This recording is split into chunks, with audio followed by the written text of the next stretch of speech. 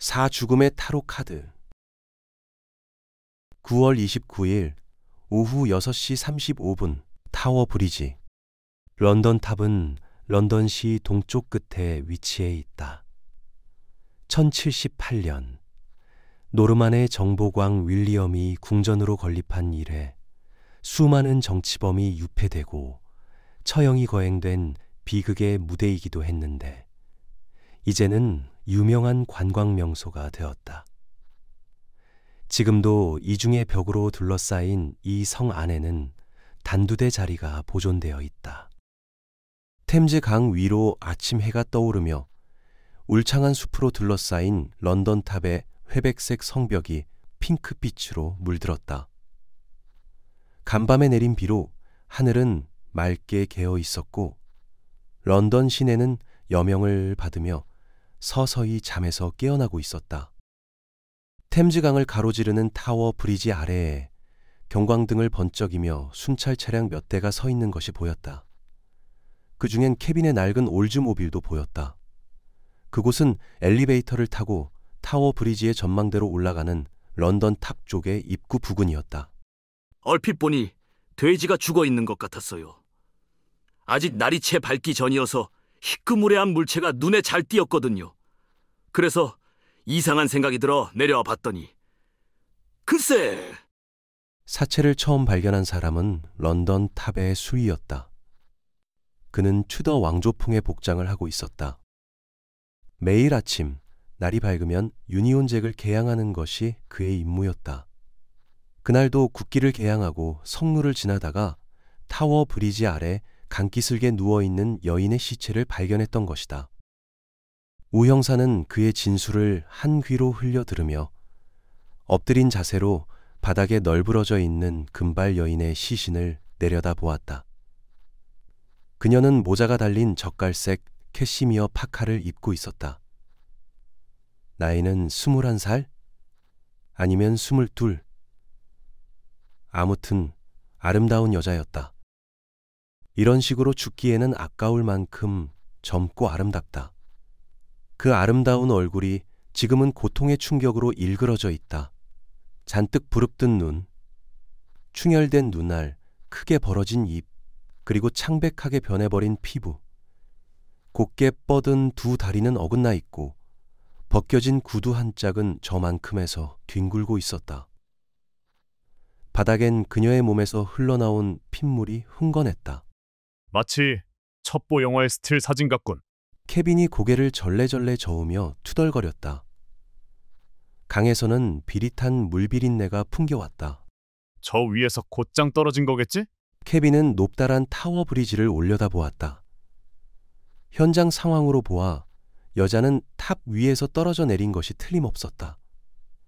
아마 즉사였을 것이다. 자살일까? 글쎄? 로버트, 이 여자는 직업이 스튜어디스인가 봐. 그걸 어떻게 알지? 케빈이 무릎을 굽히고 앉아 캐시미어 파카를 들췄다. 그 속으로 브리티시 에어라인의 여승무원 유니폼이 보였다. 좀 더 가까이 얼굴을 살피던 케빈이 갑자기 큰 소리를 질렀다. 맙소사, 입안에 뭔가 들어있어. 입안에 뭐가 들어있다고? 그래, 뭘 물고 있다니까. 여자의 입술을 손끝으로 벌리고 무언가를 끄집어내던 케빈의 입에서 지독한 욕설이 튀어나왔다. 이런 우라질, 지난번과 똑같아. 뭐가 똑같다는 거야? 입안에 망할 놈의 카드를 물고 있다니까? 케빈이 입속에서 꺼낸 것은 카드였다. 그는 카드를 손끝으로 쥐고 얼굴이 붉어져서 일어섰다. 타로 카드였다. 지난번 창녀 살해 사건 때와 똑같았다. 우 형사는 그것을 받아보았다. 끈적끈적한 침이 묻어 있어 기분이 섬뜩했다. 거기엔 아주 묘한 그림이 그려져 있었다. 높다란 탑에 번개가 내려치는 그림이었는데 탑의 한쪽이 화염과 연기에 휩싸여 무너지기 시작하는 가운데 너풀거리는 옷을 입은 여자가 거꾸로 떨어져 내리는 그림이었다.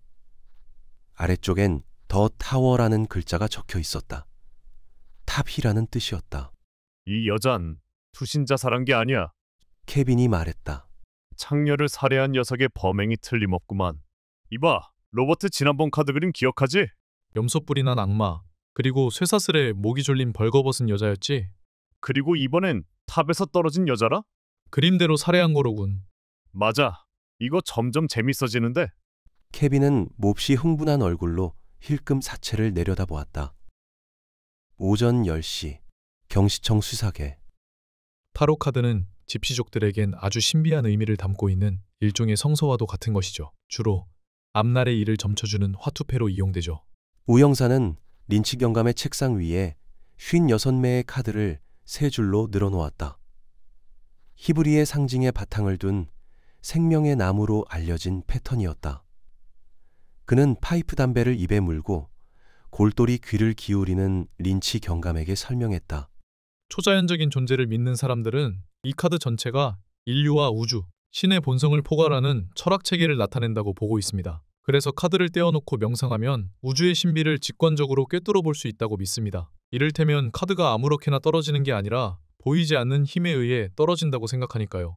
우 형사의 설명은 계속됐다.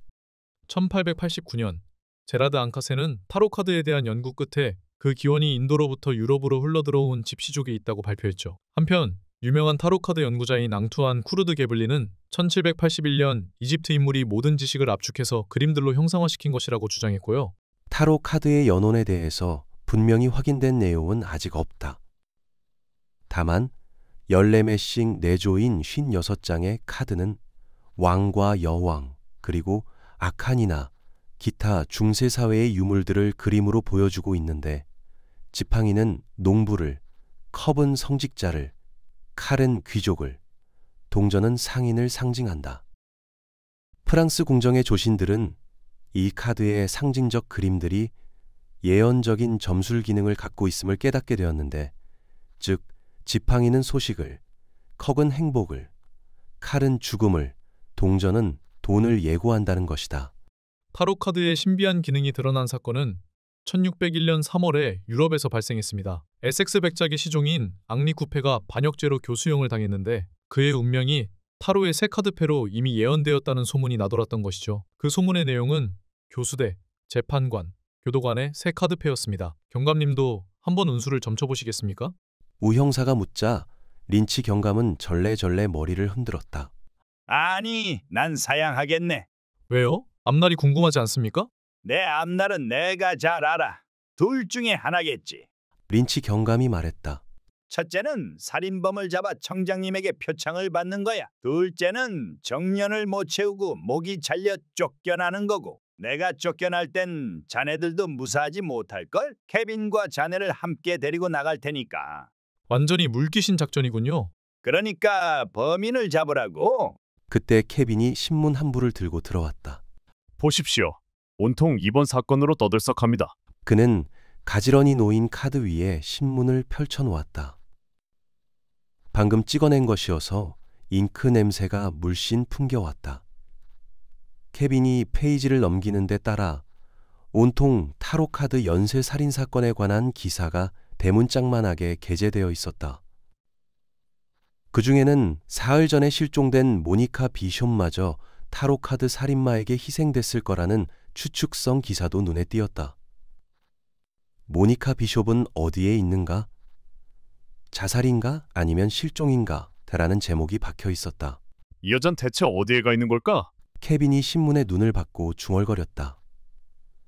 모니카 비숍이 실종된 것은 9월 27일 밤 10시 반경이었다. 방송을 끝낸 뒤 새로 사귄 연인인 에드워드 덩컨을 만나러 사보이 호텔로 향하던 중 호련히 어디론가 종적을 감추고 말았던 것이다. 그로부터 17시간이 지난 다음 날 오후 4시경 그녀의 BMW 승용차가 비상등을 전멸시킨 상태로 템즈 강변도로에서 발견됐지만 모니카의 흔적은 어디에서도 보이지가 않았다. 그때부터 각 신문사는 이 여류 명사의 행방불명을 대서특필했고 방송사들도 가세하여 매 시간마다 주요 뉴스로 보도했다. 경찰은 그녀가 얼굴이 널리 알려진 유명 앵커라는 점에서 금품을 노린 계획적인 납치 사건으로 추정했지만 실종 사흘째가 지나도록 납치범의 협박 따위는 아무것도 접수된 것이 없었다. 비숍은 현직 뉴스 프로듀서인 레인 번즈와 이혼하고 컴퓨터 회사 사장인 에드워드 던컨과 재혼할 예정이었답니다. 케빈이 신문 기사를 손가락으로 짚어가며 읽었다. 그녀는 2번 결혼에 실패했군요. 그리고 3번째 남성과 연애 중이었지만 사소한 다툼이 잦았답니다. 평소에 쉽게 잠을 이루지 못해 불면증에 시달렸으며 식사도 불규칙적이어서 위장질환 치료를 받아왔다고 하고, 신문 기사는 모니카 비숍의 알려지지 않은 사생활이라는 제목을 달고 있었는데 각 언론 매체들은 그녀의 사생활에 대해 상세하게 보도하고 있었다. 아무튼 그 덕분에 그녀의 뉴스를 시청하던 국민들은 그녀의 사생활이 외면적으로 보이는 것만큼 화려하고 선망할 만한 생활은 아니라는 사실을 알 수 있게 되었다. 그는 이번엔 레인 번즈의 인터뷰 기사를 읽어나갔다. 레인 번즈가 이렇게 말했어요. 아내는 우리 모두를 골탕 먹이려고 어딘가에 숨어 있는 게 틀림없다. 나는 거기가 어딘지도 알고 있지만 그녀 스스로 나타날 때까지는 밝힐 수가 없다. 이런 내용인데요. 이 여자에 대해 아직 이렇다 할 제보가 없습니까? 신문을 접으며 케빈이 물었다. 린치 경감은 파이프젤을 털어내며 이맛살을 찌푸렸다. 수천 건의 제보 전화가 답지하고 있어서 경시청 업무가 마비될 지경이야. 하지만 수사에 도움이 될 만한 것은 거의 없는 형편이라고. 린치 경감은 고개를 갸우시하고는 손에 쥔 파이프로 자신의 대머리를 가볍게 톡톡 건드렸다. 승용차가 발견된 지역을 중심으로 광범위한 수색을 펼쳤지만 아무것도 발견된 게 없어. 심지어는 전문 다이버까지 동원해서 템즈 강물 속까지 뒤져보았지만 마찬가지야. 수사에 도움이 될 만한 단서는 아무것도 찾아낸 것이 없고. 그렇다면 모니카 역시 같은 범인에게 피살됐을 가능성이 커지는군요. 그럴 수도 있고 아닐 수도 있지. 전화벨이 울린 것은 바로 그때였다. 린치 경감은 파이프를 옮겨주고 나서 오른손을 뻗어 수화기를 들었다. 뭐라고? 그게 정말인가? 도버? 어디라고? 화이트 클립? 알았네. 즉시 형사들을 그쪽으로 보내겠네. 린치 경감은 전화를 끊은 뒤에도 한동안 아무 말도 하지 않았다. 그는 방금 불을 끈 파이프에 다시 불을 붙이고 나서 연기를 깊숙이 한 모금 들이킨 후에야 비로소 입을 열었다. 드디어 모니카 비숍이 있는 곳을 알아냈다는군. 예? 거기가 어딥니까? 화이트 클립. 오후 12시 화이트 클립. 화이트 클립은 도버 해협에 있는 절벽지대였다. 고생대부터 바다조개의 껍데기 파편과 미세한 해양 동물의 잔해에 함유된 탄산칼슘이 쌓이고 쌓여서 이루어진 거대하고 견고한 화석의 퇴적물 덩어리가 오랜 세월에 걸쳐 석회암의 일종인 두꺼운 백악층으로 변모해버린 것이다. 케빈과 우 형사를 태운 올즈모빌은 캔터베리를 지나고부터 시작되는 노스타운스의 구릉지대를 지났다. 페리 선착장을 지나 얼마쯤 더 가자 거기서부터 구릉지대는 남쪽으로 뻗어나가다가 돌연 벼랑이 되어 바닷속으로 떨어지고 있었다. 동쪽 절벽 바로 위로는 도버 성의 성루가 보였다. 돌로 쌓아 만든 벽에 둘러싸인 고색 창연한 성체였다. 코발트빛 바다를 배경으로 서 있는 모습이 아름다웠다. 이곳은 옛날에 프랑스군의 침공에 대비해 쌓은 영국의 전략적 요충지대였는데 지금은 아름다운 풍광으로 여행객이 몰려드는 관광지로 변했다. 올즈모빌은 수목이 울창한 오솔길로 접어들었다. 길은 좁고 경사진 흙길이었다. 얼마쯤 가다 널찍한 숲속 공터에 이르러 멈춰 섰을 때 이미 그곳에는 순찰차와 감식계 차량이 도착해 있었다. 케빈과 우 형사는 차에서 내려 300m가량 숲 안으로 걸어 들어갔다. 이윽고 아래쪽이 푸른 바다와 그대로 맞닿아 있는 절벽지대에 경찰관들과 감식계에서 나온 수사관들이 옹기종기 모여 서 있는 것이 보였다. 제기랄, 저것 좀 보라고. 맙소사, 저게 무슨 꼴이람? 케빈이 이빨 사이로 휘파람을 불었다. 거대한 자작나무에 모니카 비숍의 시체가 로프에 묶인 채 거꾸로 걸려 있었던 것이다. 등 뒤로 두 손이 묶이고 왼쪽 다리를 구부린 기묘한 모습이었다. 오른쪽 발목에 로프가 묶인 채 나뭇가지에 거꾸로 매달려 대롱거리고 있는 것이 마치 마네킹처럼 보였다. 치마가 아래로 흘러내려와 하반신과 팬티가 그대로 드러나 보이는 모습이었다. 아무래도 기분이 더럽군. 나도 그래. 그 녀석 짓이 틀림없어. 케빈과 우형사는 이렇게 투덜대며 시체가 매달려 있는 나무 밑까지 접근해 갔다.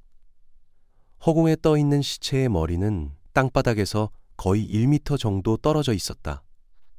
기다란 금발은 거의 땅바닥까지 닿아 있었는데 목덜미엔 예리한 칼로 베인 자상이 나 있었고 거기서 흘러내린 핏물이 삭아버린 낙엽과 흙 위에 검붉은 색깔로 물들어 있었다. 그리고 두 사람의 예감은 그대로 적중했다. 또 카드를 물고 있어. 시체를 살피던 케빈이 고개를 흔들며 깊은 한숨을 몰아쉬었다. 모니카 비숍은 눈을 뜨고 있었는데 고양이를 닮은 호박빛 눈동자가 마치 그들을 똑바로 올려다보고 있는 것만 같았다. 그녀의 경동맥은 예리한 칼로 베어져 있어 끔찍했다. 거기서 흘러내린 핏물이 얼굴 전체와 기다랗게 늘어뜨려진 금발을 온통 붉은 빛깔로 물들이고 있었다. 마치 붉은색의 투명한 셀로판지를 뒤집어 쓰고 있는 몰골이었다. 궁금하군. 이번에는 또 어떤 그림이 나올지. 케빈이 모니카 비숍의 입술을 살짝 들춰보았다. 약간 벌어진 위아래 이빨은 혀로 꽉 막혀 있어 확인이 힘들었다. 케빈이 양손으로 그녀의 턱을 쥐고 힘주어 벌리려고 했지만 여의치가 않았다. 범행이 자행된 지 적어도 하루 이상 지난 듯 싶었다. 이미 하악골 근육이 경직되어 버린 것이다. 케빈이 주머니에서 볼펜을 꺼내 이빨 사이에 넣고 약간 힘을 주자 입이 벌어졌다. 케빈은 볼펜을 끼워 입안에서 카드를 꺼냈다. 보라고. 이번에도 놈은 그림대로 여자를 살해했어. 타로 카드엔 T자형의 나무에 사람이 거꾸로 매달려 있는 원색 그림이 그려져 있었다. 두 손을 등 뒤로 묶인 채 왼쪽 다리를 구부리고 오른쪽 발목에 밧줄이 걸려 있는 모습이 모니카의 모습과 똑같았다. 머리 주위엔 황금빛의 아우라가 둘러져 있었는데 아래쪽엔 더 행드맨이라는 글자가 적혀 있었다. 거꾸로 매달린 사랑이란 뜻이었다. 완전히 미친 놈 짓이군. 우형사는 보이지 않는 망령이라도 본 것처럼 등줄기에 전율을 느꼈다. 간단히 설명할 수 없는 무서운 어떤 것과 맞 부딪힌 듯한 기분이었다. 시체를 발견한 지 얼마나 됐소? 케빈이 현장을 지키고 있던 경찰관에게 물었다. 2시간쯤 됐습니다. 제일 처음 발견한 사람이 누구지? 관광원 일본인 부부입니다. 경찰관이 케빈의 등 뒤편을 손짓해 보였다. 신혼부부로 보이는 20대 후반의 일본인 커플이 보였다. 그들은 몹시 당혹해하며 불독처럼 생긴 늙은 경찰관에게 발견 당시의 정황을 설명하고 있는 중이었다. 낯선 일본어가 귓전에 들려왔다. 알아. 혼또이 무사시 데스. 가노조와 다레 데스까? なぜからそんな女が 불독처럼 생긴 경찰관이 난처한 표정을 지으며 우 형사를 보고 도움을 청했다. 이 사람들 영어를 모른답니다. 뭐라고 몇 마디 하긴 하는데 도무지 알아들을 수가 없어요. 자네 일본어 아는가? 케빈이 물었다. 아니 몰라. 우 형사가 고개를 저었다. 그 역시 일본어라면 단 한마디도 아는 말이 없었던 것이다. 아나타다치와 겐사츠 데스까? 그때 일본인 남자가 반색을 하며 물었다. 대화가 안 통해 곤혹스러워하던 중에 우 형사를 보고 일본인으로 착각했던 모양이었다. 그러나 우 형사 역시 난처한 얼굴로 고개를 저어 보이자 실망스런 표정이 역력했다. 정확한 건 부검해봐야 알겠지만 사망 시간이 언제쯤인 것 같은가? 다시 케빈이 물었다. 부검해도 확실한 사망 시간은 몰라. 언제나 한두 시간 차이가 있는 법이니까. 그야 어차피 부검을 할 테고 부검하면 알게 되겠지. 우 형사는 케빈의 말을 들으며 자신도 모르게 화가 났다. 자신에 대해 혹은 이 여자를 이 지경으로 만든 범인에 대해, 아니, 어쩌면 이 세상 모두에 대해 화가 났던 것인지도 모른다. 어디 그뿐인가. 이 아름다운 육신에 메스를 가해 내장을 끄집어내고 부분 토막내어 온갖 실험기구에 집어넣고 거기에 이런저런 화학약품을 섞어 여러 가지 단서를 찾아내야 한다는 사실이 마음을 아프게 했던 것이다. 물론 그것은 정확한 사인을 밝히고 그것을 단서로 범인을 추적하기 위해서는 필수적인 과정이기는 하다. 그래도 그는 왠지 그 모든 과정이 마치 멀쩡한 한 여인을 쓸모없는 무기질 덩어리로 바꾸어 놓은 살인범의 소행 못지않게 비정하고 잔인한 행위인 것처럼 여겨졌던 것이다. 벌써 세 번째 살인이로군. 다시 케빈이 중얼거렸다. 그런데 아무래도 여기서 끝날 것 같지가 않구만. 타로 카드가 모두 몇 장이라고 했지? 56장. 우 형사가 케빈의 말에 대답했다. 그럼 이번으로 3장째고 앞으로 53장이 남은 셈이군. 로버트, 이 미치광이 녀석은 56명의 여자를 이런 식으로 차례차례 죽일 작정을 하고 있는 것은 아닐까? 케빈이 물었지만 우 형사는 마땅히 대꾸할 말이 없었다. 아무튼 나는 이런 종류의 사건이 싫어. 아주 더러운 기분이 들거든. 케빈이 말했다. 이건 미치광이의 짓이 틀림없다고. 병적으로 일그러진 정신의 소유자라고나 할까? 무서운 도착 증세의 표본으로 삼아야 할 만큼 무시무시하고 끔찍한 악마의 소행이니까 말이야. 케빈이 투덜거렸다. 로버트는 음울해지는 기분을 떨쳐버리고 싶었다. 그가 케빈의 어깨를 툭 치며 물었다. 케빈, 왜 그래? 왜 범인은 여자만을 노리지? 왜 남자는 노리지 않을까? 어째서 힘없는 여자만 노리고 자네 같은 형사는 노리지 않는 걸까? 그야 어떤 놈이건 내 입에 카드를 쑤셔 넣으려는 놈이 있다면 가만히 있지 않을 테니까. 그런 놈은 이 주먹 한 방으로 두개골을 으스러뜨려 놓을 테야. 케빈이 해머처럼 묵중한 주먹을 흔들어대는 모습을 보자 로버트는 슬며시 웃음이 나왔다.